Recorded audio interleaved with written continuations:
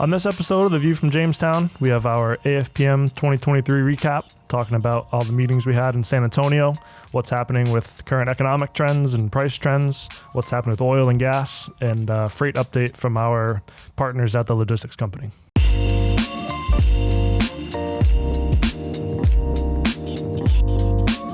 What's up, everybody? Welcome to the View from Jamestown podcast edition. This is episode 88. This is our March/April post AFPM episode, and we got the full gang this morning. We got TCC President Robb Roach. What up? Inside Sales Manager Nicole Greenberg. Hello. VP of Sales and Marketing AJ Petrarca. Good morning. And Latin American Operations Manager Javier Fernandez. Good morning, Betty. I like the little hello after each name. Yeah. That was good. How you guys doing? We've done this before, Ben. Once or twice, or actually 88 times. If we're being specific. How you guys doing? I'm just wondering, like, now that we're so popular, I'm getting a little nervous doing this, hearing all the feedback from, AFPM and the coding show and all these things, everybody watching our podcast. It's making me a little nervous. No, it's not. We all got the TCC logos on today.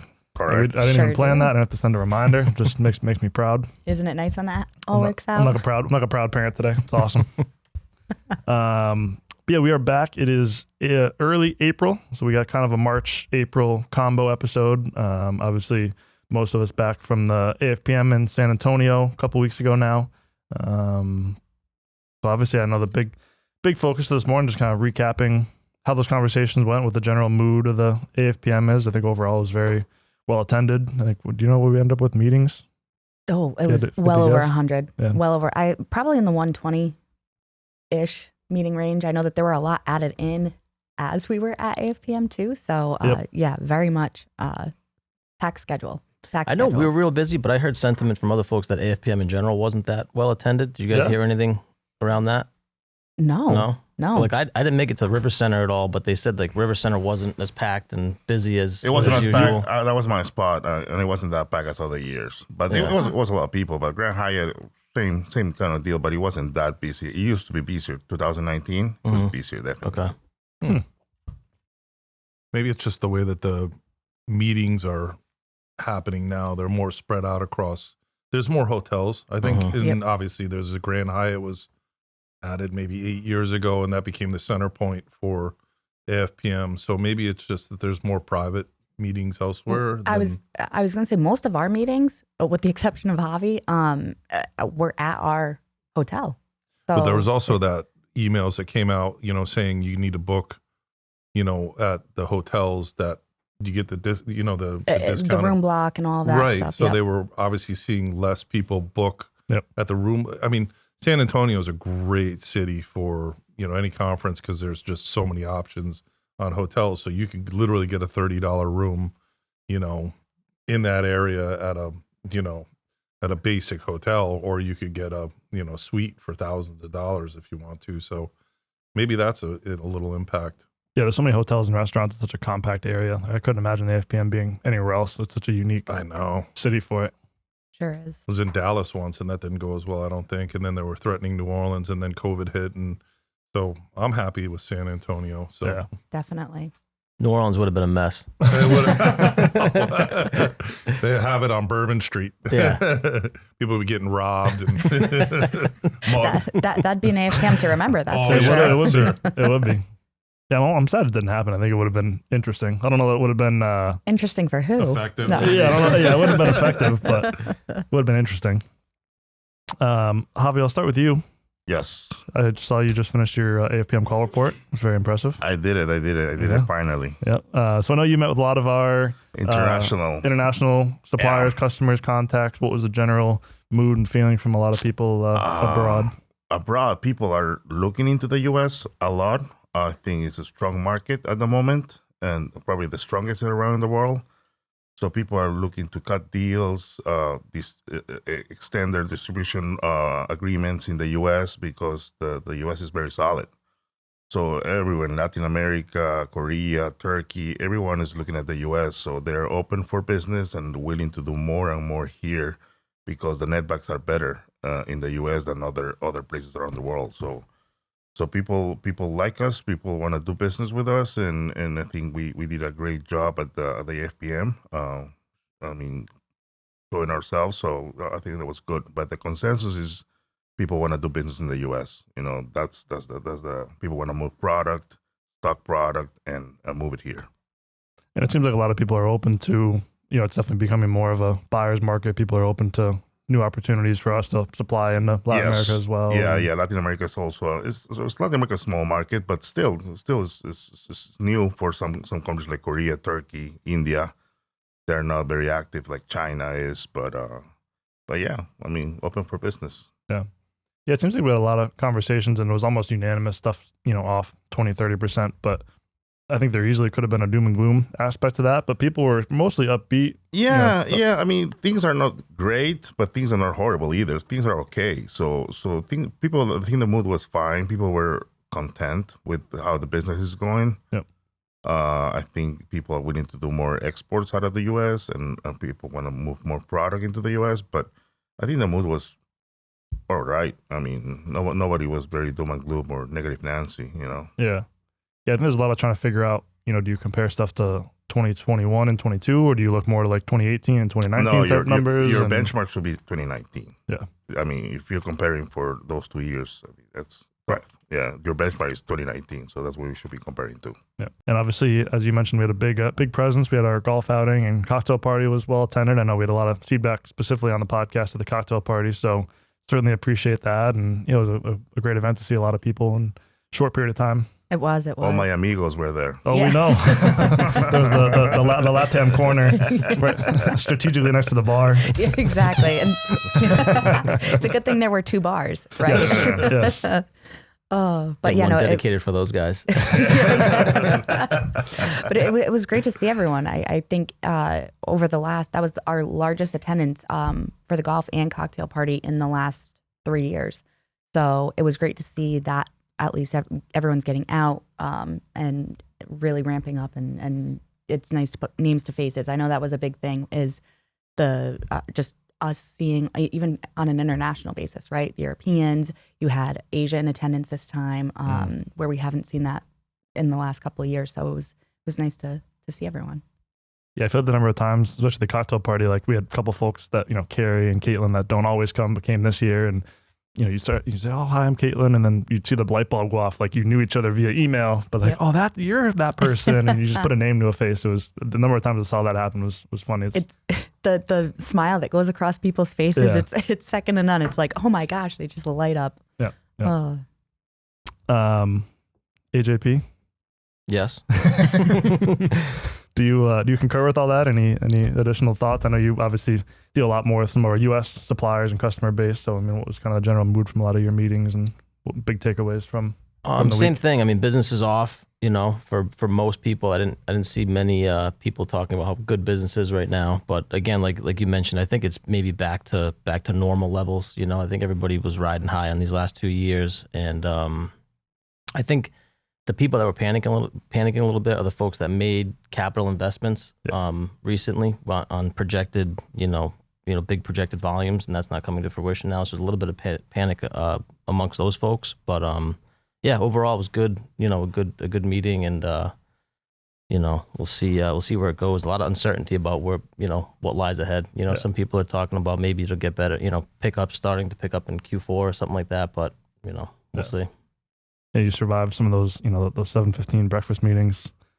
Yeah. That's how I told you the schedule was packed. Okay, there was only so much I could do, so many hours in the day. I watched my schedule progress. It was like it started at 10 a.m., 9 a.m., 8 a.m., then 7:15. I'm like, Nicole, all right. I gave you 15 minutes. I was like, it's funny that 7:15 a.m. breakfast meeting. Carrie and I were going out for a walk on the Riverwalk, and I think this is the best. I was sitting there in the dark by myself at this restaurant. Outside, it was dark outside. I'm like, what am I doing here? And all of a sudden, I was like, AJ. He's like, you scared me. I'm like, well, that's early bird gets the worm, right? Yeah. Wow. I was coming back. Well, is Whataburger open 24 hours a day? 24 hours. Whataburger's open 24 hours. Okay, there we go. Javi's been there in each of the 24 hours. He's made some big deals there too. In each of the 24 hours. Yeah, like mobsters have Italian restaurants, and Javi's got Whataburger to make deals. I did add the Whataburger to my San Antonio guide, just so that for future, we all smack right there. Yeah, Nicole sent a text one morning at 6 a.m. like, hey, we're going to go for a walk if anybody wants to. And AJ's like, I'm going to walk to breakfast in 45 minutes. Hey, you gotta stay with it. Why not? Yeah, it was a packed schedule, as AJ can attest to. And yeah, it was a good week. Thinking ahead to, so it's early April now, thinking about kind of what different things are doing, oil, gas, what propylene's doing, and kind of price trends. I guess before we get into that, I mean, Rob, I know obviously you were unfortunately unable to attend this AFPM and kind of watched from afar with meeting reports and what was happening and stuff like that. What was your big takeaway from what you saw from the conversations and meeting reports and all that fun stuff? Second AFPM I've missed in 25 years. So first was birth of my now 20-year-old son. He was born on March 14th, so I missed that AFPM. And then now, unfortunately, I had a loss in the family and a funeral on Sunday and Monday, which is really the heart of the AFPM. But really proud of the team and, and the results. And, I was, we had group chats going. I was up to date and making comments and, just, really didn't even need to be there. You guys did such a great job. But really missed seeing all my friends and partners and everything and seeing the team at work. But I just got to thank everybody because they really just stepped up, with Nick and I not being there. And Nick was going to come too. He hasn't been down, I don't know, 4 or 5 years at least. And he was planning to come down because we had some events that we really wanted him to attend, and he was unable to come too. But no, looking at everything, post meeting and hearing all, I concur with everything that they summarized it very, very well. I mean, it's reality has set back in and exactly what AJ said with, the massive amount of CapEx that's been spent based on our independence in gas and oil, and now no export market. It's kind of a scary situation to where really what we're going to see driving the next couple of years is rationalization. So, and there's going to be rationalization here. There's going to be rationalization for high costs in Europe. It's already happening. And the other point that I might make that sort of surmised from the meetings is that China really has not come back. And why is that? And I'm kind of, they don't have an export market to the United States any longer as much, with the tariff and now a trade war, economic war. And we've even had recent problems with imports due to the Uyghur region, which is again, part of this whole dynamic of Sino-U.S. relations failing, and so if they don't have an export market to the biggest consuming economy, they're not going to roar back to life. And the Uyghur thing is a bigger picture of, you saw in the news this morning, Saudi Arabia and Iran brought together by China. They're not doing that because they want them to be friends. They're doing that because they want to run a pipeline across Iran from Saudi Arabia to China for oil. And the United States is doing this whole Uyghur thing because they don't want that to happen. And they're trying to, and it's going to go obviously across, West China. So anyway, not to get too much into the weeds of it, but overall, really proud of everybody and the results of the AFPM. And it sounds like I missed a great time. It was a good time.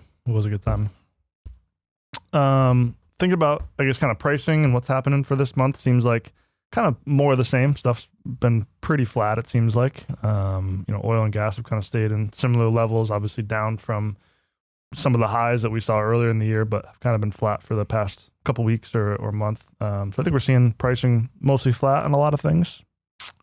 Yeah, I would say so. There was a little surprise OPEC cut. I guess what surprised a few, bumped oil back up into the WTI crude into the low 80s and Brent in the mid 80s. And it hasn't really moved from there too much yet. But overall, yeah, I would say other than import pressure, which is 6 to 8 weeks out and would impact your future if things do get changed and the dynamics change, it might impact your availability from your domestic or ratable supplier. the import pressures are there. I mean, as Javi eloquently mentioned, all these different regions are very interested because their demand is very low as well. So less demand, import pressure, and there's still that mix of propylene being high, and it's not really, in natural gas very low, oil creeping up, benzene creeping up behind oil. Yep. So there's a lot of dynamics going on to keep an eye on. But with a muted demand, it's going to keep muted pricing. Yeah. And obviously, Javi, you deal a lot with our import stuff. So I'm sure you've seen maybe some more interest in what prices look like kind of 6-8 weeks out. Yeah, people are planning and seeing what's going to happen. And it's tough to buy when things are flat, coming down. So it's a mix. It's a mix depending which industry. But yeah, imports seem to be up, coming. They're on the way and shipping soon as well. Yep. And I think looking at maybe some specific kind of types of customers or industries, I think one of the more interesting insights that we heard in a couple different meetings were, specific to kind of the wire and cable industry with construction and telecommunication wire. People may be pushing out orders, waiting for the infrastructure bill to come into place to, have some rebates and things like that once that bill gets signed. So kind of an interesting insight into why demand's maybe either slower or maybe being pushed out because people want to wait for some of those discounts. So it's always interesting thinking about the different things like that. Wouldn't necessarily be something I would attribute to wire and cable demand, but it is, and it ties it all together. So it's always interesting kind of seeing the different things that are going on that are directly impacting our business, and I'm sure people that are listening to this. Yeah, whenever you depend on the government, there's always delays and never goes right. So but that's really the highlights right now is defense, unfortunately, and infrastructure. Materials. Yep. In terms of if you're looking at stock prices as we reviewed yesterday with our 401k provider, which makes sense. I mean, and we're seeing any of our defense customers high demand and materials still having pretty solid demand that should increase with the spending in the U.S. government, the infrastructure bill. So need it at this point. We need things to start popping. Yep. Any specific types of customers or highlights you guys took away from AFPM, or kind of a lot of the same across really all the different industries? A lot of the same. Yeah, there's not much, like I said, there's not many glimmers of a whole lot of hope right now. It's a lot of the same. I think everyone's pretty far off. Even things that you think wouldn't be off, like fertilizer demand is off for some reason this year. I think just with everything being so expensive and coming down, it wasn't as big of a spring season as typical, but yeah, so a lot of the same. I guess it's a good point. You're probably kind of right in the middle of, or maybe even kind of past, demand for fertilizer products of some of the stuff that you manage. So that's been a little bit slow as well. Yeah, it's definitely the end of the spring season now, because the spring season buy is typically December, January, February is when most of the transaction deals happen. So it's pretty much the end of the spring season here now. Yep. Been very wet too. Yep. Been rainy. I thought, actually, before we get off the AFPM, I thought your comments the other day of how you were asking a lot of people about sustainable and bio products and their interest in that. I thought that some of those comments were pretty interesting, that you and I talked about the other day. Yeah. You get two kind of baskets of thought. And it's interesting. You talk to, some of our direct customers that are producing things, and then you ask them about their further down customers, or even some of our producing partners. Everyone kind of has these sustainability plans and thoughts and trying to produce sustainable plasticizers or sustainable raw materials and things like that. And that's all good and great. There's a lot of those conversations happening. It's great that producers are looking at these sustainable products. But then you talk to downstream customers, and there's either people aren't asking for it yet, and if they are asking for it, they're not willing to pay the 20, 40, 60% upcharge for it. So right.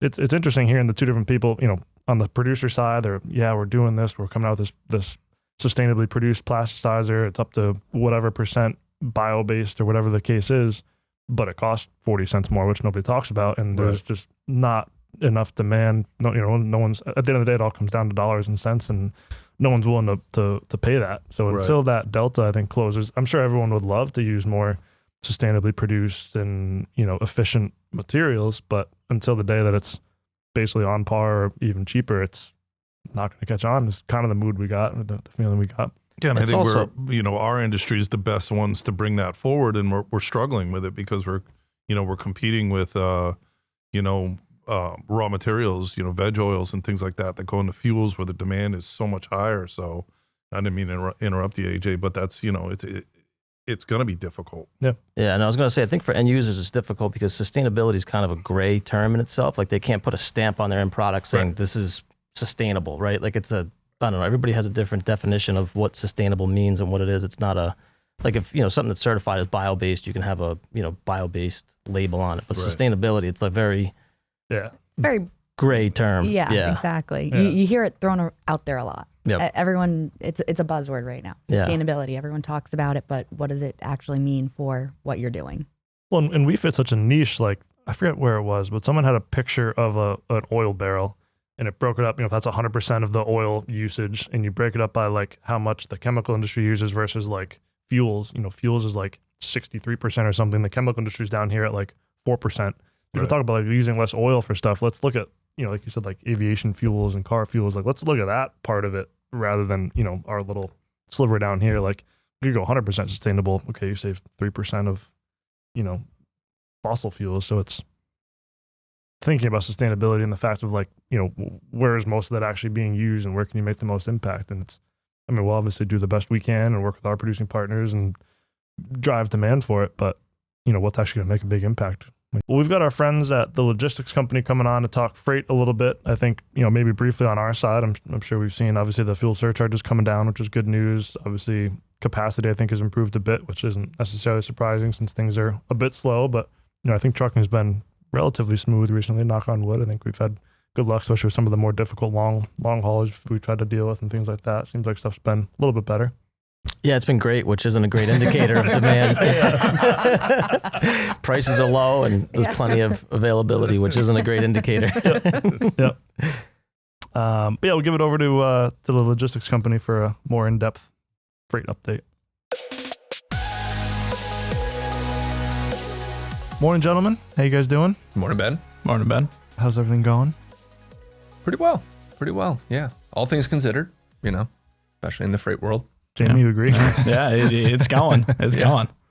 It's going. It is early April. Joe, we're also post AFPM back from San Antonio. It was a busy week. Was your second, third, fourth AFPM? Third. And they've kind of gradually gotten busier and busier. So this was by far the busiest one that I've had so far. I believe it. I'm sure a lot of the conversations you had with folks were similar to what we had seen, but curious to get your 2 cents on things, both from kind of the upstream, trucker, warehouse, kind of partner side of things, and then the customer side of things. So maybe starting with kind of the upstream side of things, what was the general kind of mood and conversations you had with a lot of your partners down there? Yeah. So had quite a few meetings with some partner carriers, warehousing, repackaging folks. I think a lot of what we're hearing from the carrier side is there's a lot of opportunities out there. They're very hungry. I think over the past 2 years, they've realized that things were just completely out of whack. So we're starting to see things come drastically down to earth right now. So took a look at a lot of the pricing strategies that they've employed and see if there's some opportunities to potentially win back some business, whether it's spot or published. Warehousing on that side, still extremely tight, to be honest with you. We're hearing a lot of projects being taken on that might have, within the past quarter or two were slow to, kind of get rolling with the uncertainty of where the markets are. I think people are now headed towards a sense of optimism, and a lot of these warehousing repackaging facilities are looking to expand their facilities, just knowing full well they're pretty much at capacity right now. So if they're turning opportunities away when things do start really finally open wide up again, then they might not be in on any of those opportunities if they don't have the space to fulfill those needs. So you're saying warehouses are like full? We're here from most of our partner facilities. Yeah. The space is either spoken for, there's incoming material. They're not necessarily looking to take on too much more at this point. But I think that's where you're starting to see a lot of the projects that they're looking to either expand to a different region altogether that they may not have a footprint in, or expand their existing space if the space is there. Yeah, it's an interesting perspective. Like I was doing an audit at one of our warehouses in the fall, and stuff was kind of slow at this time. So you'd think like warehouses would be slow, but it's kind of the opposite. Like stuff gets slow, the warehouses is filled to the brim because people just aren't taking the stuff that they've brought in, or stuff slows down, and it's kind of the opposite of what we're seeing. Like I'm sure when stuff's really, really busy, materials moving in the warehouse, all of a sudden a little quieter. So it's kind of the inverse. Yes, and on the customer side, we're hearing again a lot of optimism. I think. Again, when you meet with a lot of salespeople and put them all together, when times are tough, there's only optimism to talk about. But in reality, I think everybody kind of knows we're in thin times right now, and we can't stay here forever. So things naturally have to start picking back up again. When you look at the housing market and what that's potentially going to be doing within the next month or two, that should kickstart a lot of things moving again. So. Or hopefully will. So I assume on the customer side, you probably switch from competition based on who has availability to move which lanes to who can do it for the most economical side of things. Absolutely. This is the perfect time to bring all of those opportunities to the forefront to really challenge these carriers to come with their best pricing possible, because we know that this isn't even 6 or 7 months ago when everything was still pretty tumultuous. Yep. And Jamestown. Yeah. On the operations side of things, obviously I know you work very close with the rail side or have your hand in kind of everything that TLC is doing on the operations side. How has things been with, the rail lines? How has things been with actually getting, LTL or truckloads moved? Have people been, responsive, or has it been difficult getting things done? I think right now it's been, pretty easy to get, things done as far as, tenders and things like that. For February and March, I think we saw a little bit of a dip even coming down. February was a little higher than we expected, I think, kind of across the market. Yep. A little bit of a dip in March, but it appears to already be rebounding a bit just to start April, which is always a good sign. To Joe's point, if things can't stay where they are. But I mean, we're seeing, high levels of tenders being covered, low levels of rejections. The flatbed market is a little bit different on that, just because it always is this time of year. Yep. But LTLs, truckloads, I mean, we run into the same, operational failures that you see frequently with LTL, to be honest, and just throughout just normal things that happen. But aside from that, I think general coverages have been pretty good. Yep. Rail time has been pretty good overall, just, delays here and there due to some of the events happening in the world, but minor events. Yeah, there's been, I was going to say, there's been some negative, news coverage recently with some issues with the rail lines. Obviously, there's a lot of freight moved via rail every single day in the U.S., and obviously the highlights become some of the unfortunate accidents and incidents that happen. But in general, and correct me if I'm wrong, I'm assuming rail is still a very viable mode of transportation. I'm sure it's been a little bit easier to use with how kind of quiet the economy's gotten a little bit. So I'm sure it's still a very popular method of transportation you guys are both talking with every day. Yeah, I would say that it definitely, to your point, a lot of the low lights are what get the publicity, unfortunately. I mean, with the amount of volume that gets moved by rail every day, it's really still small amounts that we're talking about in the news. But I mean, general rail freight has gone pretty well. Everything we haven't run into any issues at all. I would say one thing that has happened in the market, and it's probably temporary for the most part, is that, with the state of, where truck prices are going, truck prices being driven down, as Joe mentioned, that has kind of turned around on some of the transloading opportunities where, we need to take another look at some of those. Yep. And just, sharpen pencils where we can, and just the macro focuses when it comes to the rail, and just, different causes of things changing. Yeah, I think even post AFPM, we're realizing that there's a lot more rail opportunities out there than a lot of people are really aware of. So to Jamie's point, these events are making the news because of, the widespread impact that they have in some of these communities. But I mean, the media coverage isn't there to kind of deliver how much product successfully made it on a daily basis, right? So.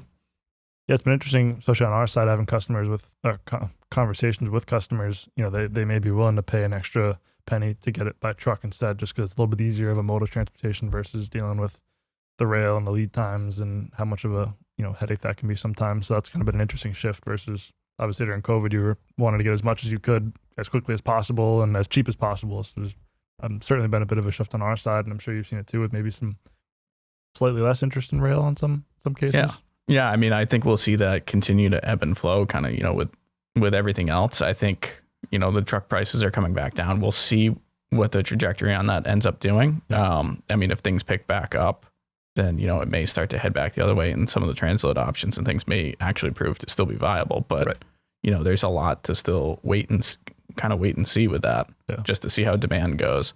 But yeah, I mean, rail can still, in a lot of cases, can still deliver the amount of product you need. And it's still, if you can take a car in directly, that's probably the most economical way to do it. Absolutely. And quite honestly, it is reliable from the standpoint of you can still have that inventory sitting outside your building if you need it. For temporary storage. Yeah, absolutely. Which we know people like to do. Yeah. It's a viable and economical way to do it. Why not, Yep. Yeah.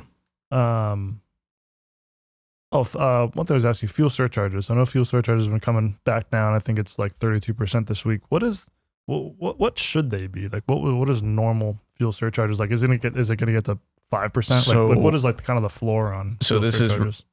This is a real interesting one because I mean, I remember going back a few years ago, we would see them in, I think 2019, 2018, we might've seen 17%. Yeah. So we're still, real high compared to that.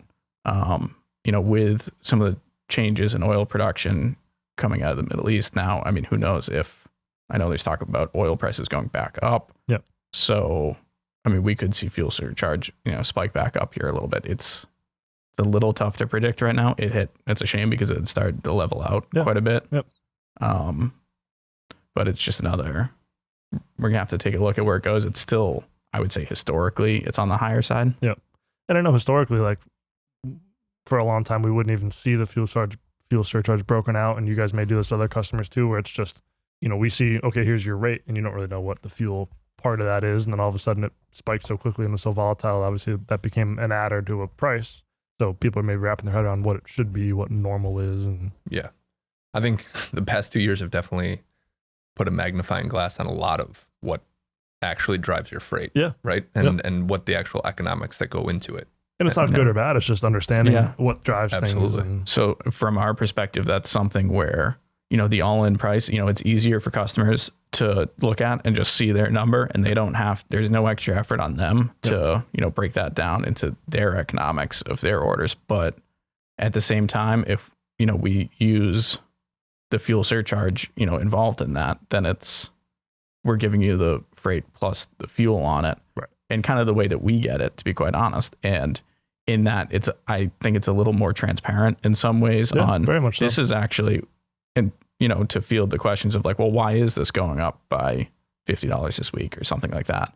Then that is kind of the quick, easy way of, well, this is where the fuel's going. And I mean, you can look at national average prices of gas and diesel, and you can look at oil prices, and that's a good indicator of all of that. Right. Yeah. I mean, it's typically a pass along cost for a lot of carriers to customers in most cases. Yeah. Right? Yeah. But yeah, I think hopefully it continues to decrease. We all like paying less at the pump, right? It's not anything we enjoy when you have to walk away and you're paying 20% more week over week over week over week, right? So yeah, it's boating season. We need you for gas. Come on. Exactly. There you go. Joe, Jamie, appreciate it. Good talking to you guys as always, and we'll have you on another episode here soon. Sounds great. Thanks, man. Thanks, guys. Thanks. Moving on, products, demand, seasonality. I know we talked about it a little bit, kind of coming out of the spring fertilizer demand season. Obviously, the weather's starting to warm up here. The Robb's boat's back in the driveway, which is always a good indicator of the warm weather. With one of my favorite days of the year when the boat shows back up. It's like a little kid on Christmas. Yeah, it's warming up. It's not even my boat. I get excited that it's here because it means the weather's warming up, which is good news. So maybe looking at some seasonal products coming up for the summertime, but I don't know what's been the hot products here recently. Anything stand out? Javi, what's keeping you busy on your WhatsApp over there? My WhatsApp, our food line products. We're going, actually, that's a segue. We're going to go to the supply side east in a couple of weeks. But yeah, I had a lot of conversations on Citric, Fumaric, Malic. There's new producers coming into the U.S. For molten and yeah. So it's the food products. The glycerin has come down a lot. So I had a meeting with our supplier from Brazil, and yeah, so things are good. So the food products are keeping me busy. First time at that show? First time at this place, yeah, it will be me and Nicole walking the show. I heard it's small, it's not that big, but it should be good. It looks like solid attendees, and we're going to walk it. We won't exhibit, we just walk it, but it should be good. Yeah, we're looking forward to it. Probably not many shows you can say that we've never been to. That's yeah, yeah, that's true. Yeah. But you know what? We're constantly adding to the list, so why not, right? Yeah. Yeah, it's nice to have an AFPM behind us to kind of start thinking about travel and some smaller shows that we do.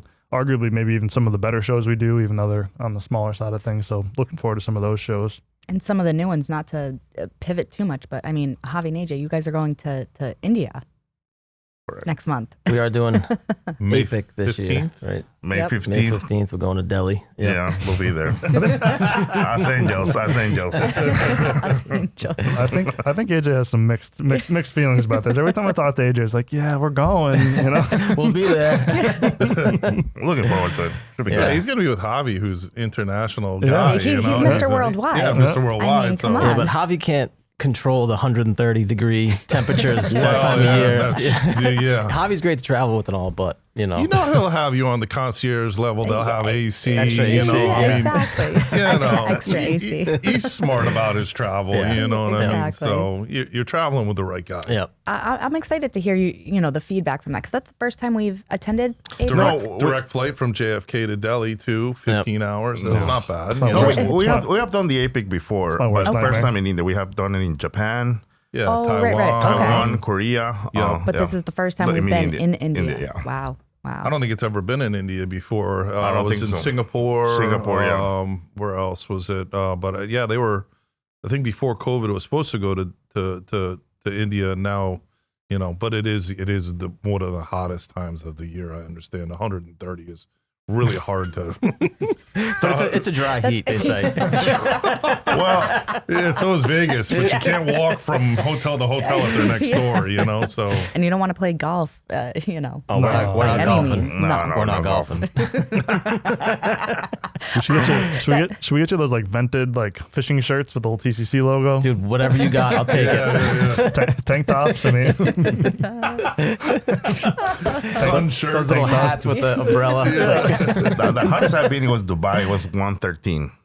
Oh, so this tops that. Yeah, this is top that. Wow. No. but the crazy thing, Dubai is in at night. It's like 40 degrees. Yes, Isn't it cold? Super cold at night. Yeah. Wow. It's a big swing. That's quite the delta. Yeah. We'll probably do another episode pre-APIC. So we'll get the preview and then we'll see. We'll make some predictions on the weather. We'll put a little weather report right here for India next week. And Have a I'd green bring screen some behind us. Imodium if I were you. For Delhi Belly. Yeah.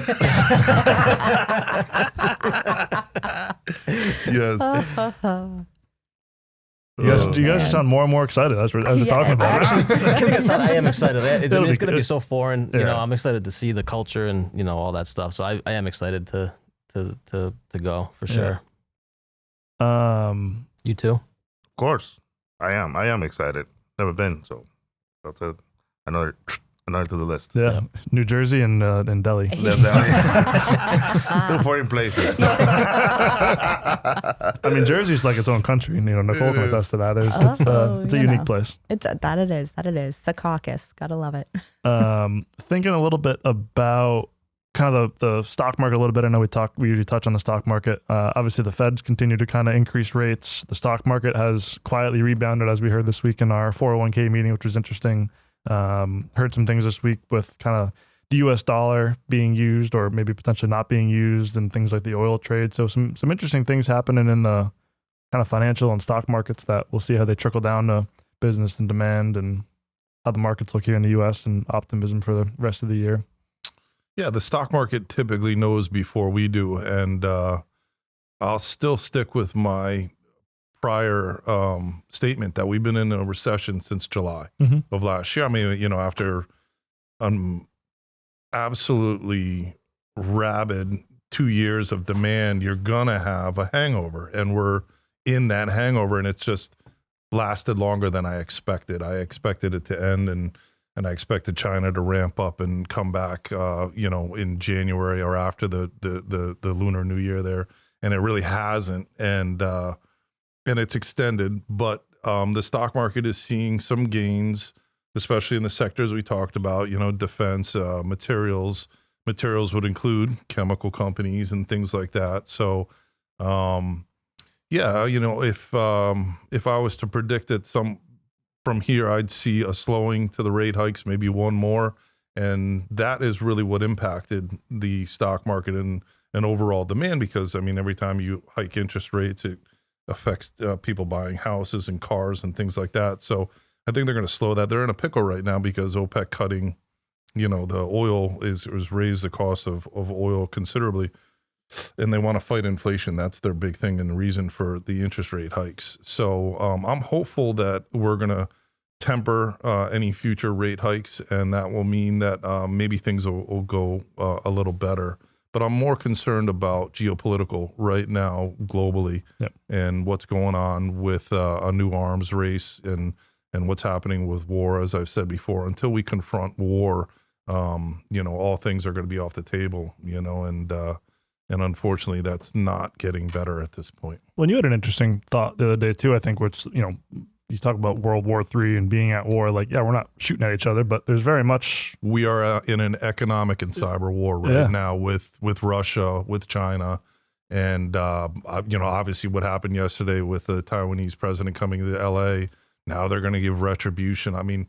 It's a big chess game. What's happening with our containers that are arriving from China, and they're getting stopped and sent back because of the Uyghur region. Yeah.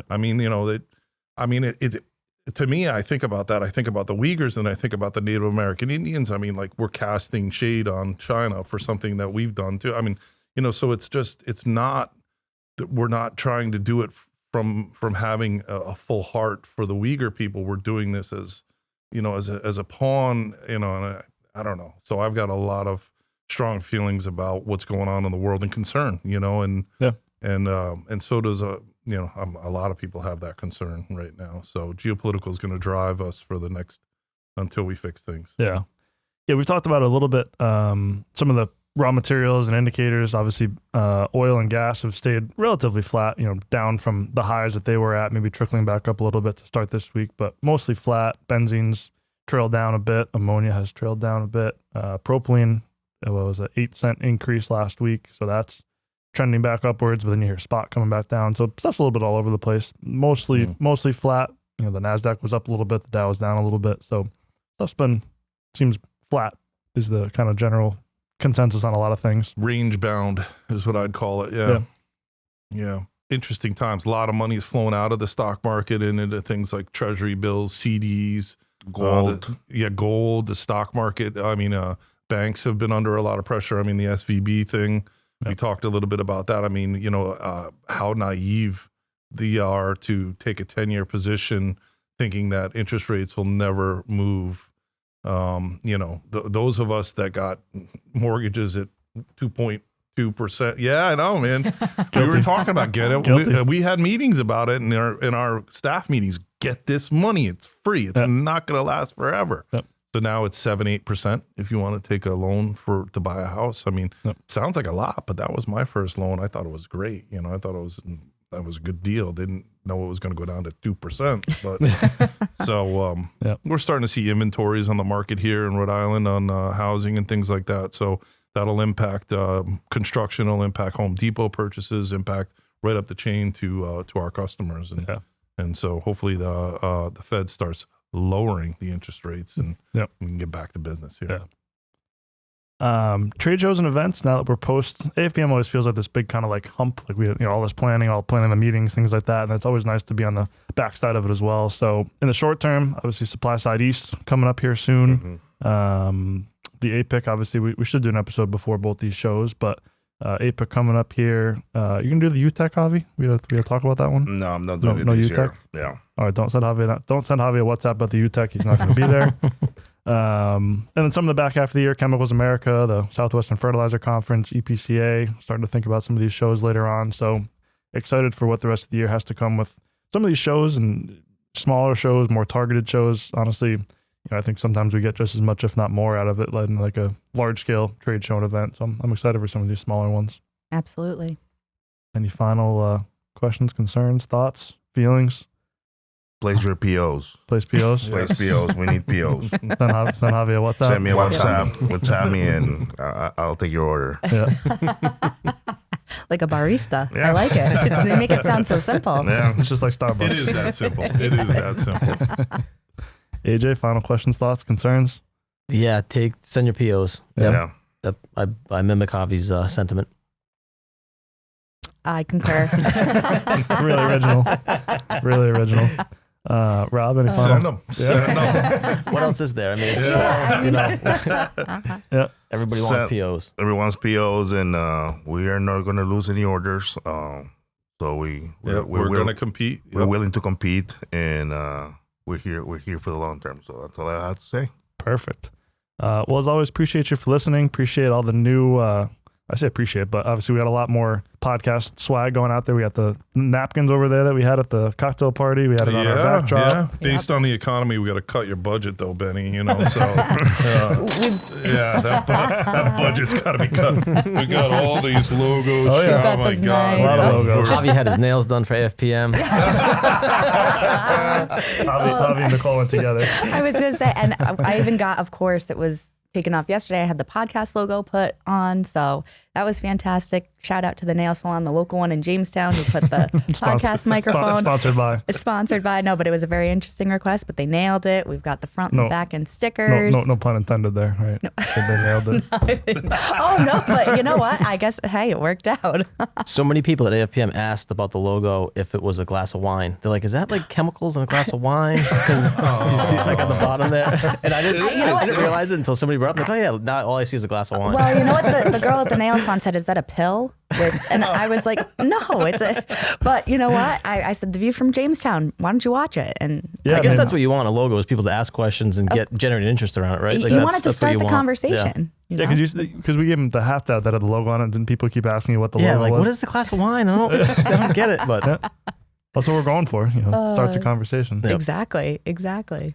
Well, as always, appreciate you for listening. We will have, I think our next recording coming up, we'll have Kathy Hall coming on next week for her quarterly Q2 recording and episode. Always interesting talking to her and getting her 2 cents on what's happening with some of the raw material markets. So looking forward to having her on next week, and we'll have that episode coming out soon. Otherwise, we will catch you on the next episode pre-deli. We'll get a deli preview coming up here early May. So as always, appreciate you for listening, and we'll catch you on the next one. Good. Awesome. Thank you. Thanks.